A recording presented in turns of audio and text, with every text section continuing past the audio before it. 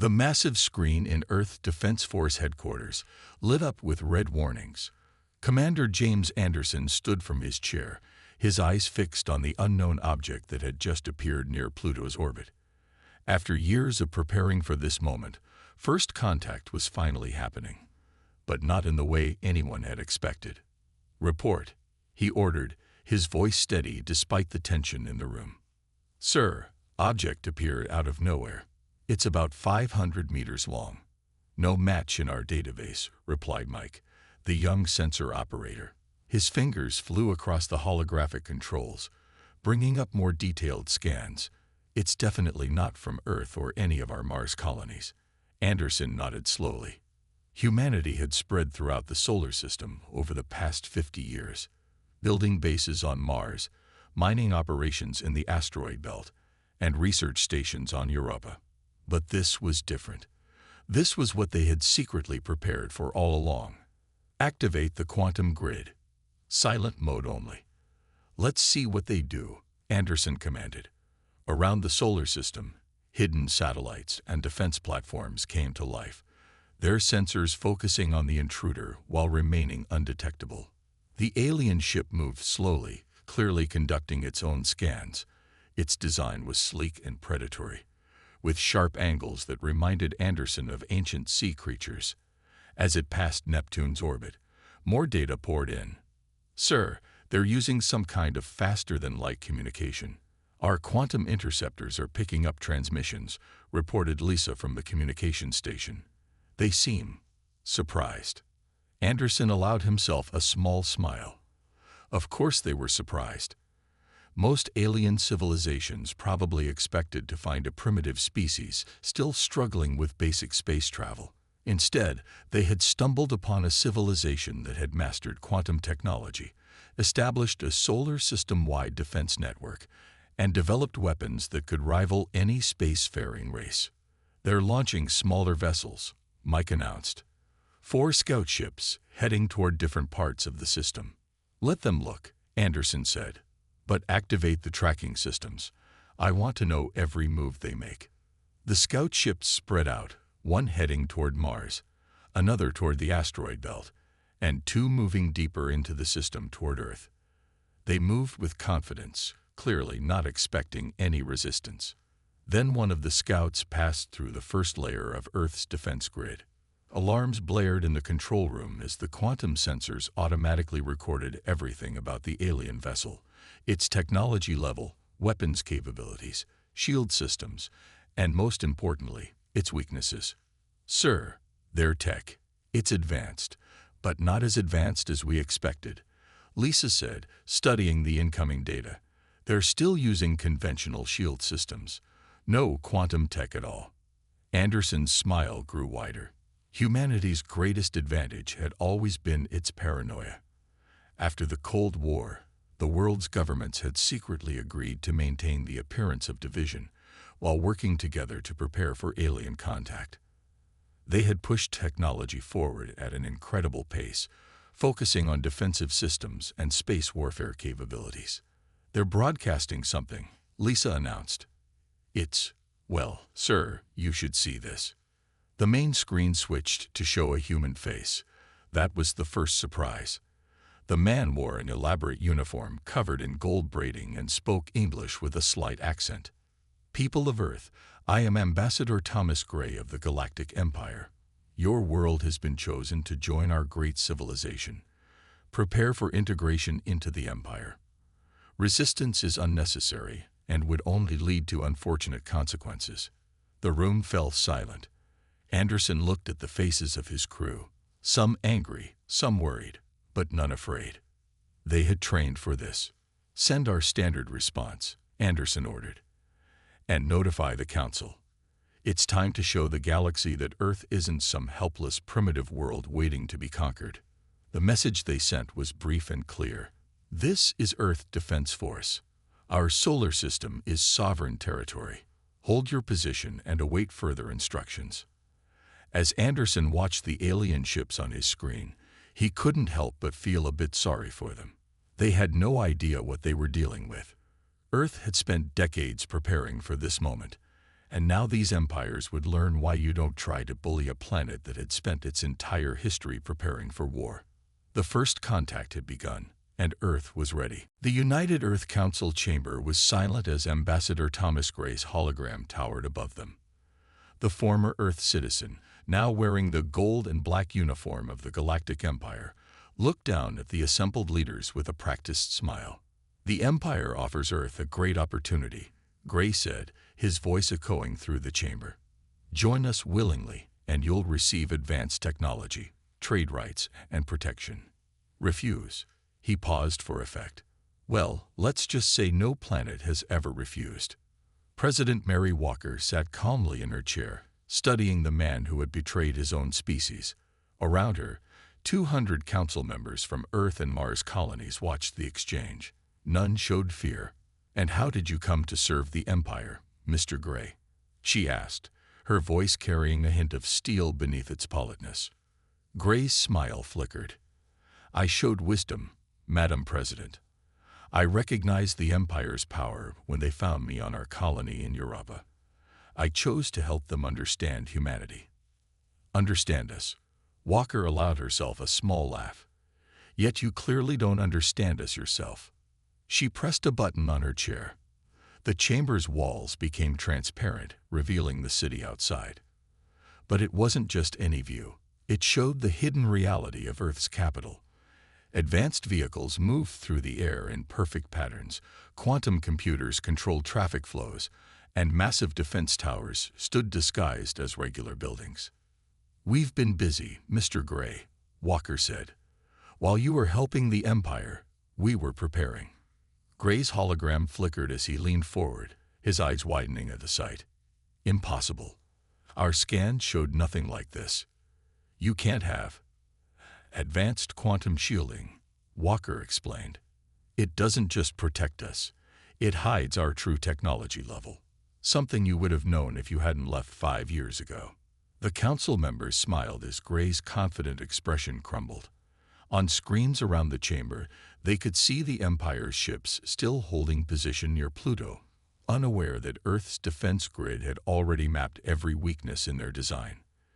"The Empire has conquered 10,000 worlds," Gray declared, his voice rising. "You cannot hope to resist." 10,000 worlds that didn't see you coming," Walker corrected him. 10,000 worlds that weren't ready. "We've been ready for centuries." She stood, her simple blue uniform carrying more dignity than Gray's decorated costume. "Humanity has spent its entire history fighting itself, Mr. Gray. Every war taught us lessons. Every conflict drove us to innovate. When we finally made peace, we didn't stop preparing. We just changed what we were preparing for." Around the chamber, screens lit up showing Earth's true military might, stealth ships that could match any Imperial vessel, weapons that could disable entire fleets without destroying them, defense systems that made every inch of Earth's space impossible to invade. "Let me be clear," Walker continued. "Earth does not want war with the Empire. We're happy to establish diplomatic relations, trade agreements, cultural exchanges, but we will not be conquered. We will not be ruled, and we will not surrender our independence." Gray's face had turned pale. "The Empire will not accept this." "The Empire doesn't have a choice," Walker replied. "Look at your scanner readings again, Ambassador. Really look." On his ship, Gray's instruments suddenly came to life, showing the true extent of Earth's defense grid. Thousands of satellites, armed with weapons far beyond Imperial technology. Stealth ships moving into position around the Imperial fleet.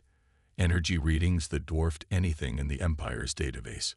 "This is your chance to prevent unnecessary conflict," Walker said. "Tell your Empire that Earth is not a target for conquest. We're a potential ally, but only if we're treated as equals." Gray's hologram stared at the data for a long moment. When he looked up, his arrogance had been replaced by uncertainty. "The Empire has never negotiated with equals." Walker finished for him. "Then it's time they learned how. You have 6 hours to deliver our message. After that, we will demonstrate exactly why Earth is not to be trifled with." The hologram vanished. In the council chamber, Walker turned to her fellow leaders. Prepare all defense systems. The Empire isn't used to hearing no. Let's make sure they understand our answer.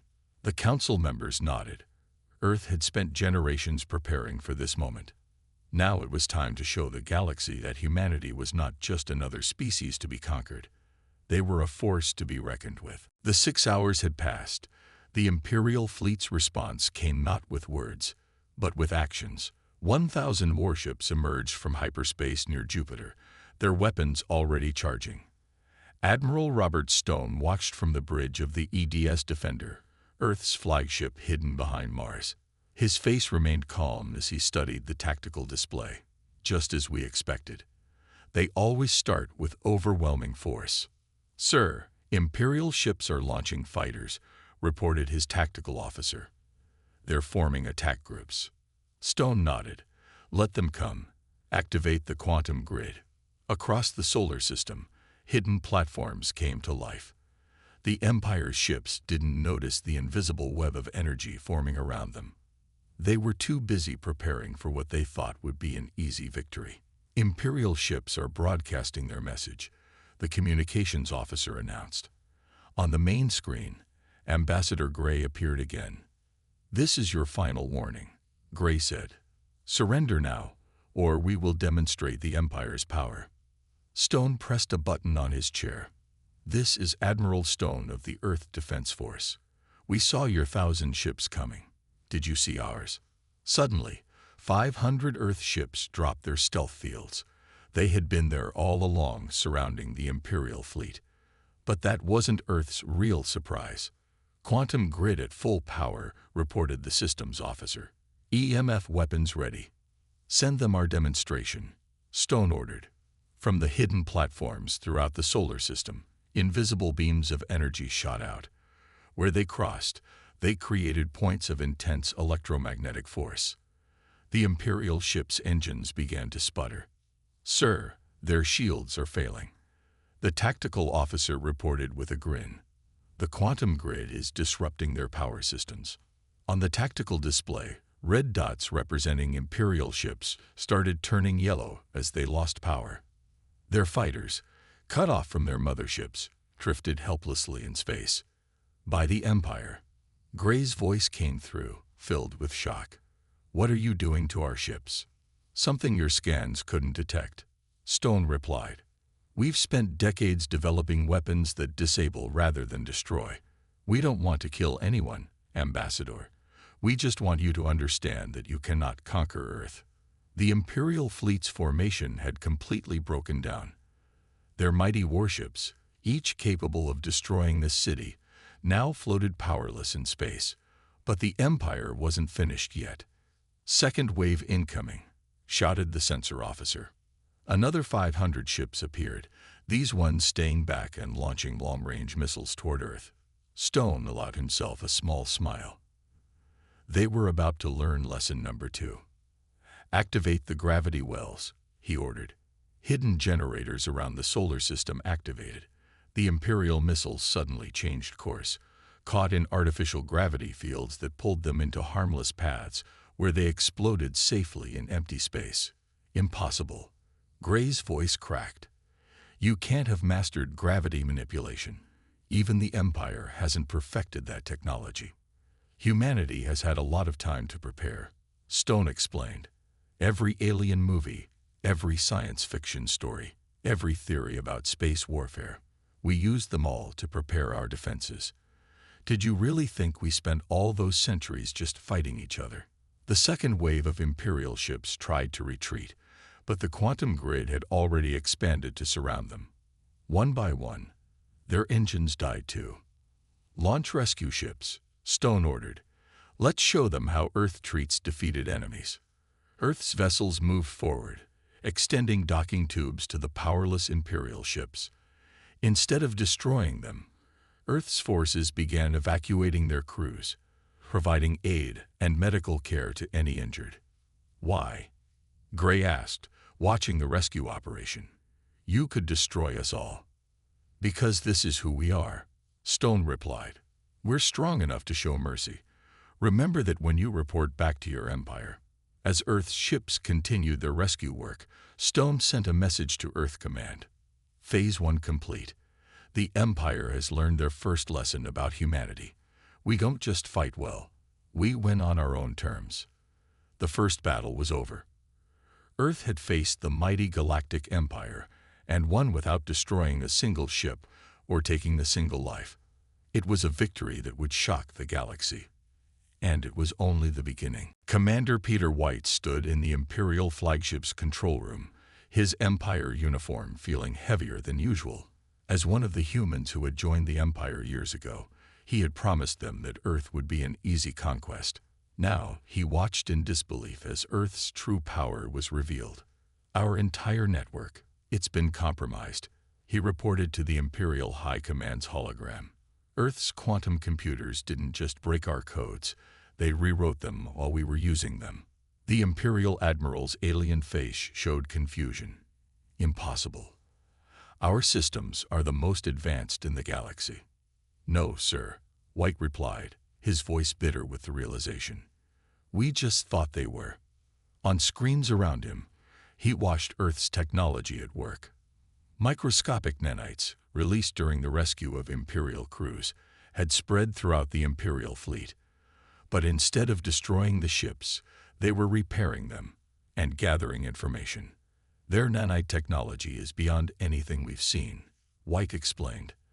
They aren't just machines, they're problem solvers. They learn, adapt, and improve themselves. A new alert flashed on his screen.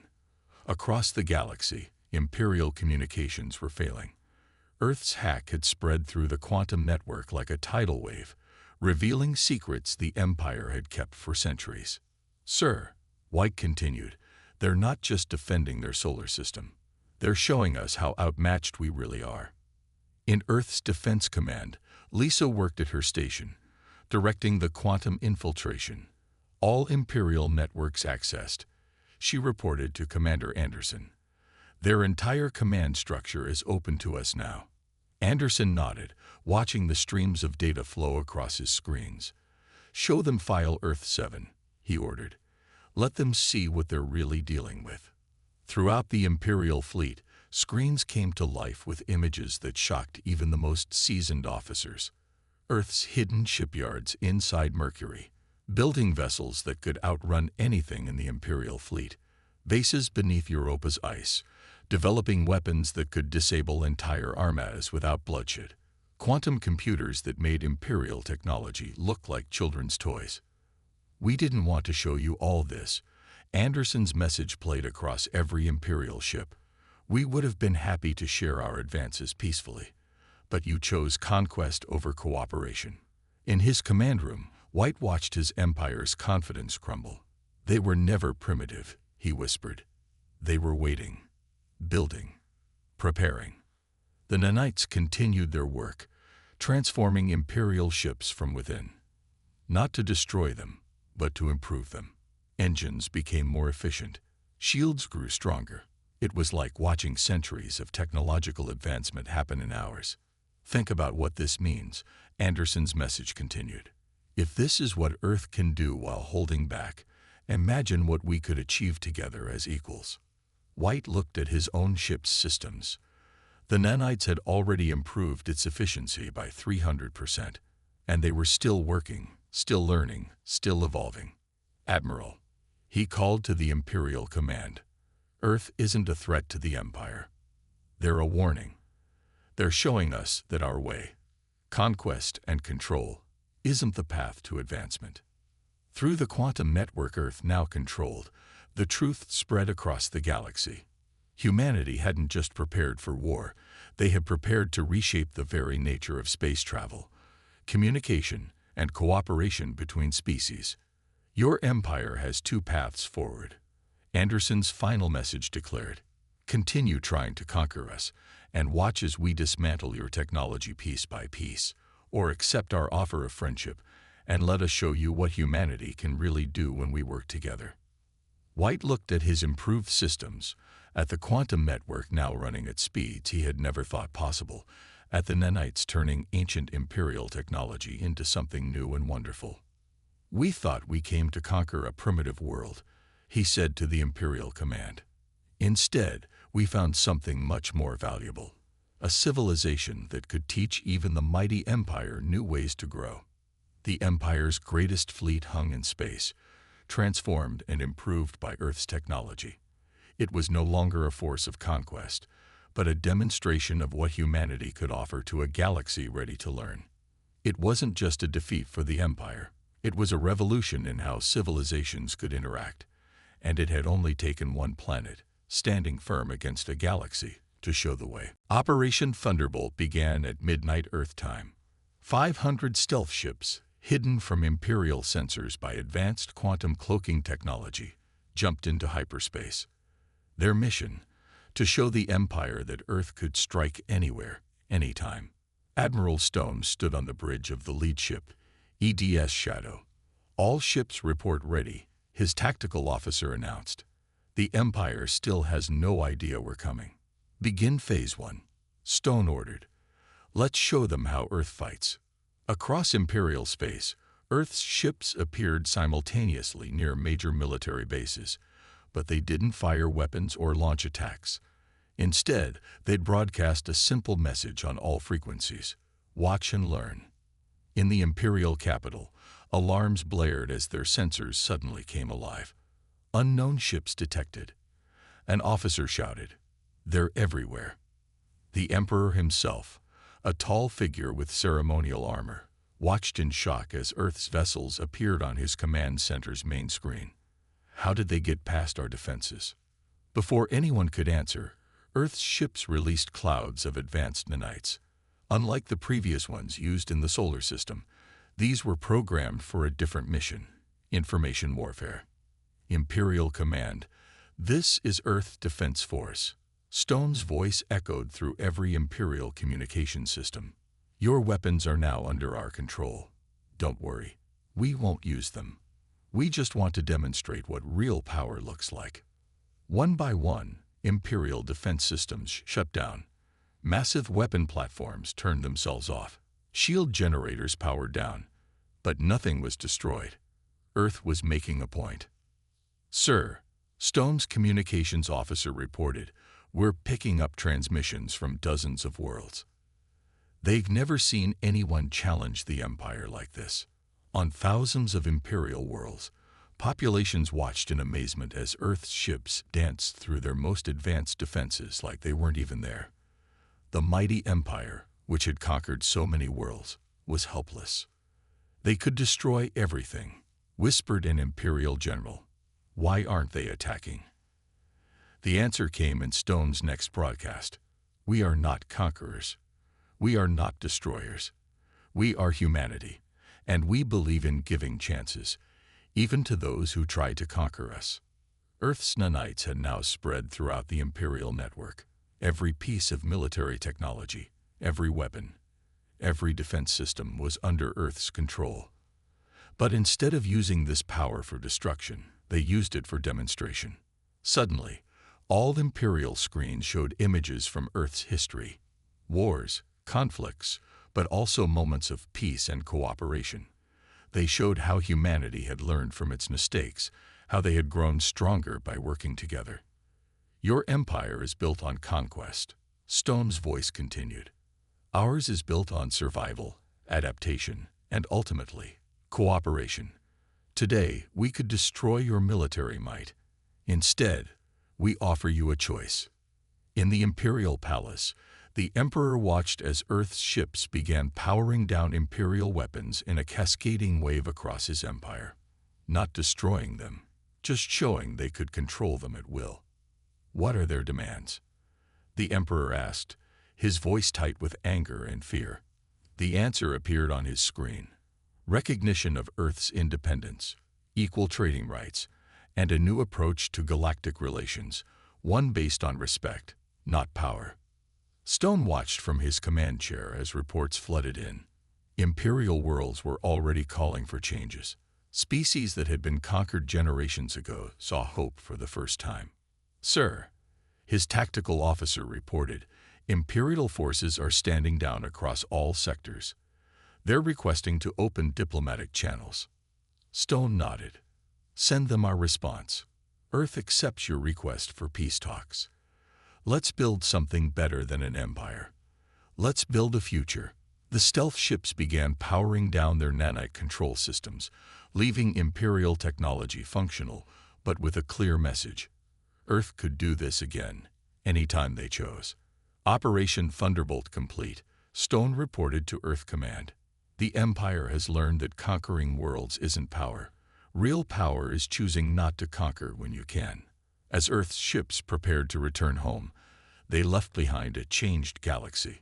The empire that had never known defeat had not just been beaten, they had been taught a lesson. And for the first time in Imperial history, they were ready to listen. The Imperial Senate chamber erupted in chaos. Representatives from 1,000 worlds shouted and argued as news of Earth's demonstration spread. On the massive screens above, videos play showing Earth's ships effortlessly controlling Imperial technology. If Earth can do this, why can't we? Demanded the representative from Proxima, a world that had been under Imperial control for 3 centuries.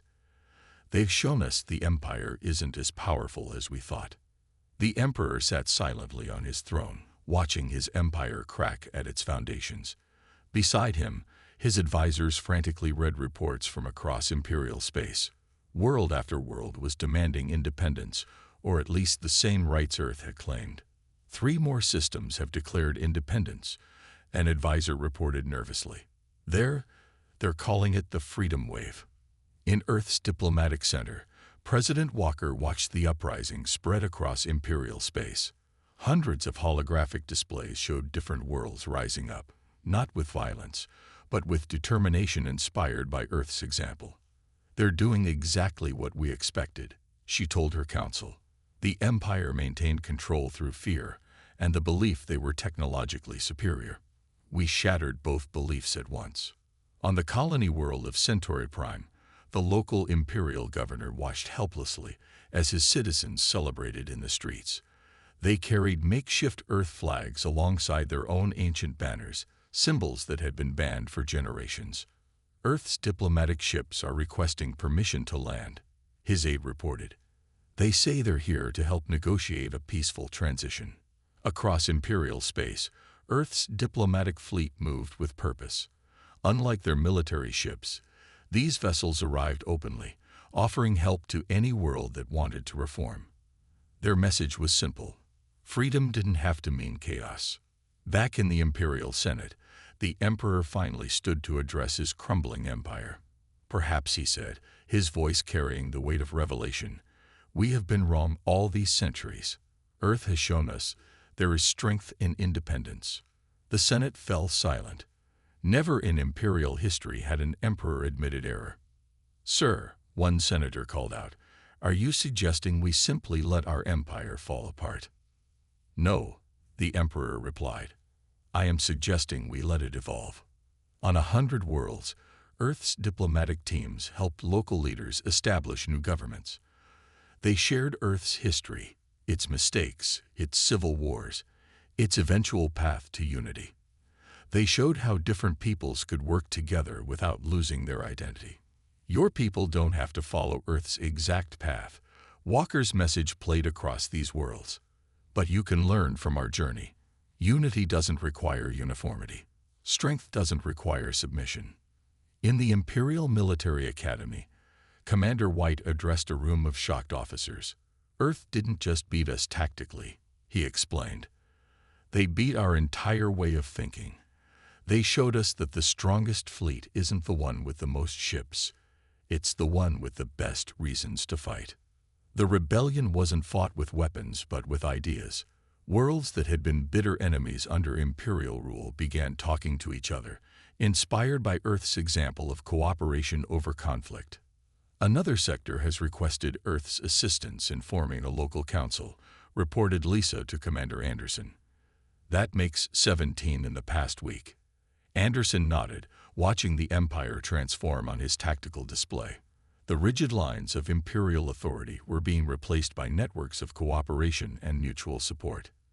In the Imperial Palace, the Emperor received Earth's latest message. The transition doesn't have to be your empire's end. It can be your civilization's new beginning. Looking out over his capital city, the Emperor saw buildings that had stood for 10,000 years. They had survived because they had strong foundations. Now he understood. The Empire needed new foundations, not just new rules. Send word to Earth, he ordered. Tell them. Tell them we're ready to learn. The great empire, which had conquered a galaxy through force, was being transformed by something more powerful, hope. And it had taken just one planet, one civilization that refused to bow, to show them a better way. The revolution wasn't over. But for the first time in Imperial history, change was coming not through conquest, but through choice. 1 year after Earth's first contact with the Empire, the Seoul Conference Center hosted representatives from over 2,000 worlds. The massive building, constructed in Earth orbit, symbolized humanity's new role in the galaxy. President Walker stood at the central podium, looking out at the gathered delegates. Some were former Imperial worlds, others were long-standing Empire loyalists, and many were newly independent systems. All had come to witness the signing of the Seoul Accords. A year ago, Walker began. The Empire arrived at Earth expecting to find another world to conquer. Instead, they found something they didn't know they needed: a mirror. The Emperor himself sat in the front row, no longer wearing his traditional battle armor, but dressed in simpler diplomatic robes. Next to him sat Admiral Stone and Commander Anderson, the military leaders who had shown that victory didn't require destruction. The Seoul Accords are more than just a peace treaty, Walker continued. They are a new way forward for all our civilizations.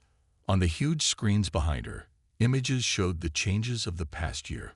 Former Imperial worlds learning to govern themselves, Earth sharing its technology to help worlds recover from centuries of Imperial rule, and new trade routes connecting previously isolated systems. Commander White, now Earth's liaison to the reformed Imperial fleet, stood up to address the gathering. 1 year ago, I thought I knew what power was. I served the Empire because I believed strength came from control. Earth showed us all a better way. The Seoul Accords appeared on screens throughout the conference center. 1. All worlds have the right to self-governance. 2. Technology and knowledge should be shared for the benefit of all three. Military force can only be used for defense, never conquest. 4. Every species and civilization has the right to maintain its cultural identity. 5. A new Galactic Council will replace the Imperial Senate, with equal representation for all worlds. These are not just Earth's ideas, Walker explained. They come from thousands of years of human history, from our mistakes and our successes. We learned that true power comes from working together, not ruling over others. The Emperor stepped up to the podium. The room fell silent. This was the first time in Imperial history that an emperor had spoken as an equal among other leaders. My empire spent millennia conquering worlds, he said, his voice carrying across the chamber. We thought we were bringing order to chaos. Earth showed us that we were actually preventing worlds from finding their own order, their own path.